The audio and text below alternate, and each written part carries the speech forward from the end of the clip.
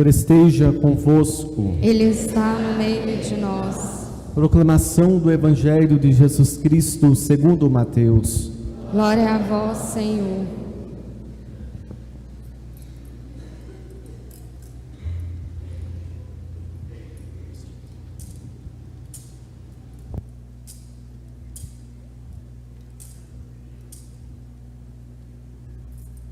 Naquele tempo disse Jesus a seus discípulos: Felizes sois vós, porque vossos olhos veem e vossos ouvidos ouvem.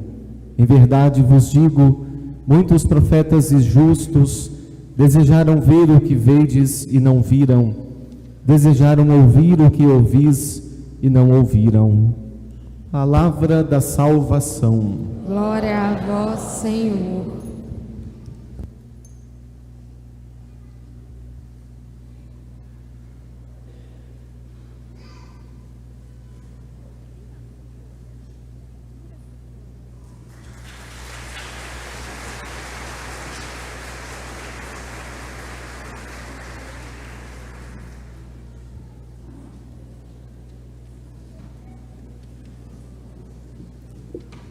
Queridos irmãos sacerdotes presentes aqui, em cujos nomes também recordo o clero desta nossa diocese de Divinópolis, queridos irmãos e irmãs, autoridades e pastores também dessa cidade, eu saúdo novamente a todos no nome do Sr. Neider.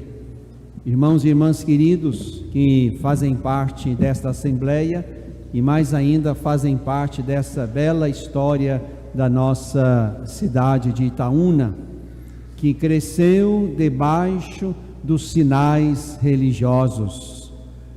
Santana de São João acima, só aqui já há 2 santos, e crescemos todos à sombra da Senhora Santana, de quem aprendemos a amar as coisas de Deus, a casa de Deus e a cultivar a nossa fé.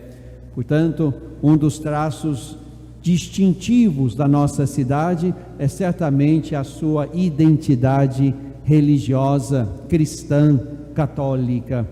E é muito bom estarmos aqui e, mais do que isto, é muito bom que nunca percamos este nosso traço, que não se trata apenas de uma veste exterior, mas a nossa fé cristã católica que nos acompanhou ao longo desses 122 anos de emancipação e nos 2 séculos anteriores ainda, esta nossa fé é também o que nós levamos como tesouro precioso, o tesouro precioso que dá formato à nossa vida, que dá formato à nossa história, que dá formato à nossa cidade.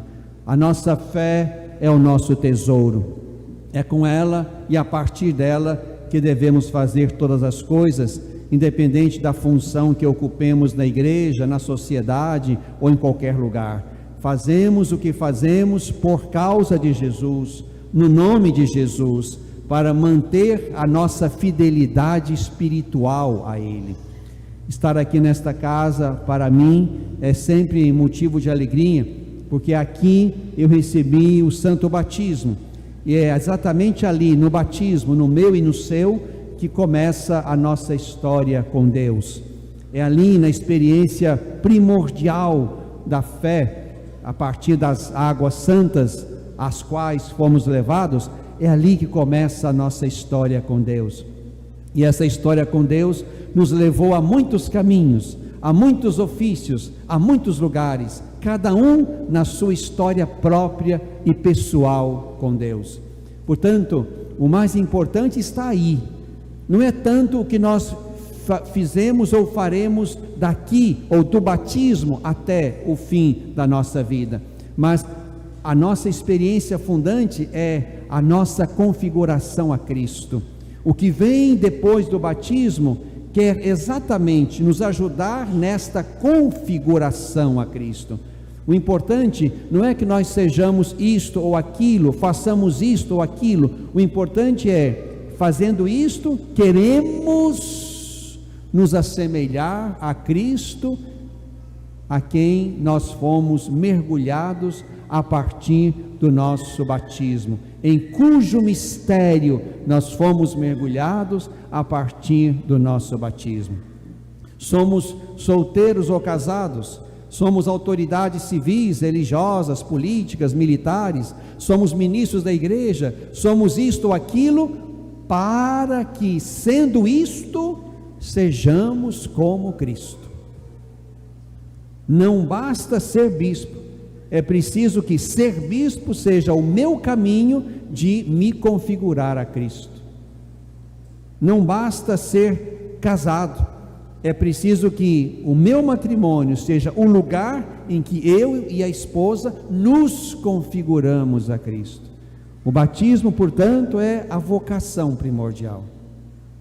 E se estamos aqui nesta manhã celebrando a Eucaristia, é porque antes desse evento houve o evento primordial do batismo.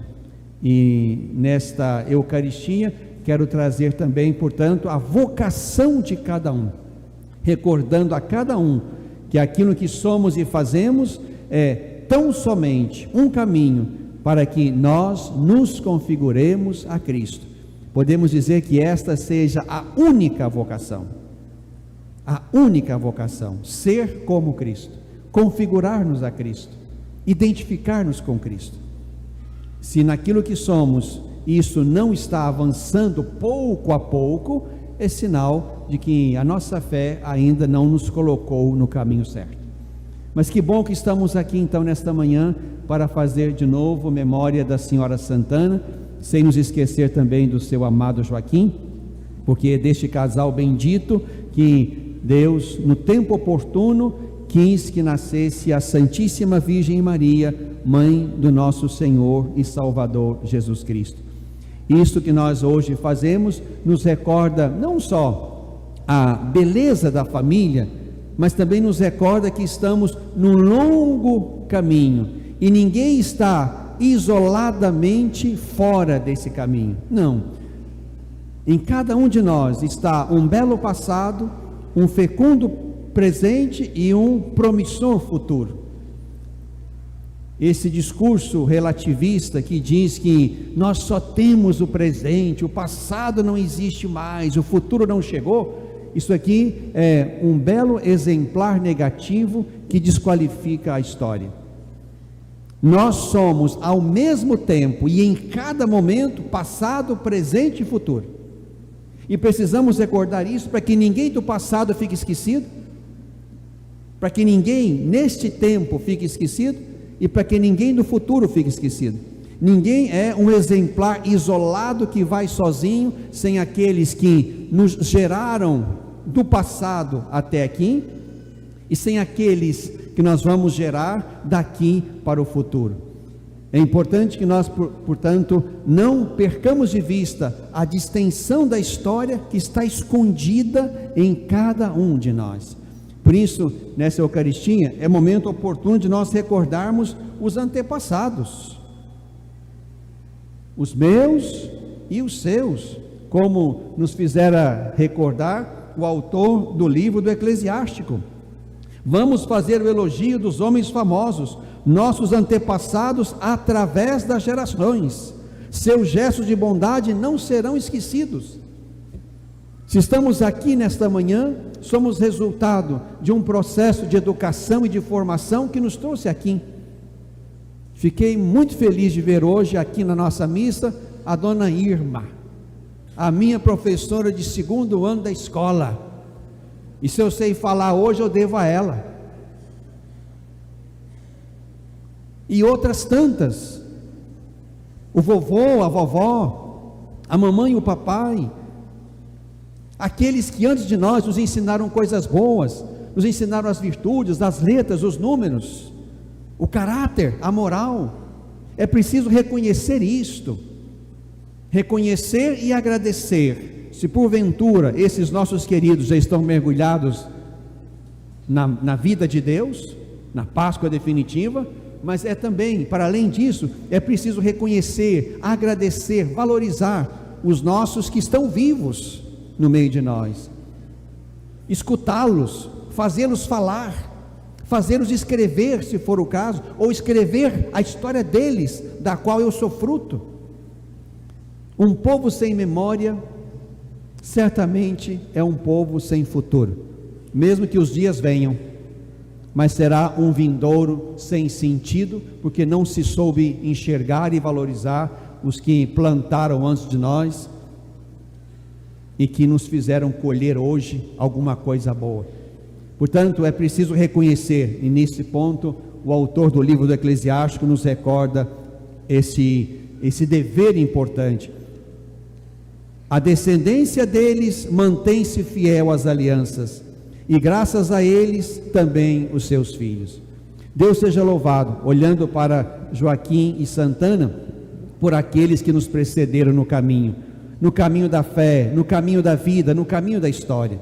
Somos o que somos por causa deles.